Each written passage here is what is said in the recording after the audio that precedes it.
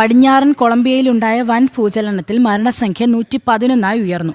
Richter സ്കെയിലിൽ 7.4 തീവ്രത രേഖപ്പെടുത്തിയ ഭൂചലനത്തിൽ 87 പേർക്ക് പരിക്കേൽക്കുകയും നിരവധി കെട്ടിടങ്ങൾ തകർന്നതായും കൊളംബിയൻ പ്രസിഡന്റ് വ്യക്തമാക്കി.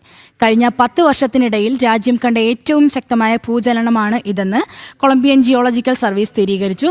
പ്രദേശത്ത് നിലവിൽ ശക്തമായ രക്ഷാപ്രവർത്തനങ്ങൾ പുരോഗമിച്ചു വരികയാണ്.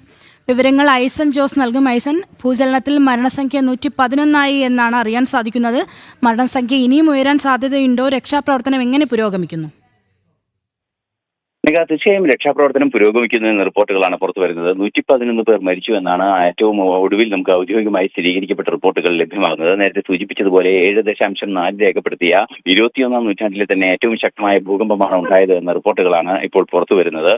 കൊളംബിയയിലും അതുപോലെ തന്നെ വെനിസില പരിസര രാജ്യങ്ങൾ ഇക്വഡോറിലെല്ലാം തന്നെ ഈ ഭൂകമ്പത്തിന്റെ അലവലികൾ ഉണ്ടായി എന്നതാണ് ഈ ഭൂകമ്പത്തിന്റെ ആഘാതം സംബന്ധിച്ച് നമുക്ക് മനസ്സിലാക്കാൻ സാധിക്കുന്നത്. അതുപോലെ തന്നെ ഭൂമിയുടെ പ്രതലത്തിൽ നിന്നും ഏതാണ്ട് 84 കിലോമീറ്റർ താഴെയാണ് പ്രഭവ കേന്ദ്രം എന്നതും ഒരു ഗൗരവമേറിയ ഒരു വിഷയമായി. അതുകൊണ്ട് തന്നെ കെട്ടിടങ്ങളൊക്കെ വൻതോതിൽ തകരുകയും അത്തരത്തിലുള്ള പ്രശ്നങ്ങൾ ഉണ്ടാവുകയും ചെയ്തു എന്നാണ് മനസ്സിലാക്കാൻ സാധിക്കുന്നത്. ഏറ്റവും നിർണായകമായ വിഷയം എന്ന് പറയേണ്ടത്, എടുത്തു പറയേണ്ട ഒരു വിഷയം എന്നുള്ളത്, ഇത് റെസ്ക്യൂ ഓപ്പറേഷൻസിനെ പ്രതികൂലമായി ബാധിക്കുന്ന പല സംഭവങ്ങളും ഉണ്ടാകുന്നുണ്ട്. അത് ഏറ്റവും പ്രധാനമായത് വൈദ്യുതിയുടെ ലഭ്യത, അത്തരത്തിലുള്ള പ്രശ്നങ്ങളാണ്.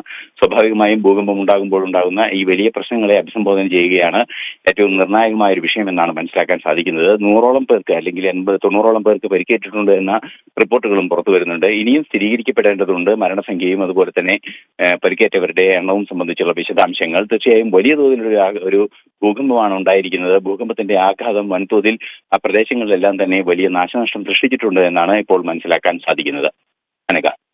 പടിഞ്ഞാറൻ കൊളംബിയയിലുണ്ടായ വൻ ഭൂചലനത്തിൽ മരണസംഖ്യ 111 ഉയർന്നിട്ടുണ്ട്. വാർത്തയുടെ വിശദാംശങ്ങൾ നൽകുകയായിരുന്നു ഐസൻ ജോസ്.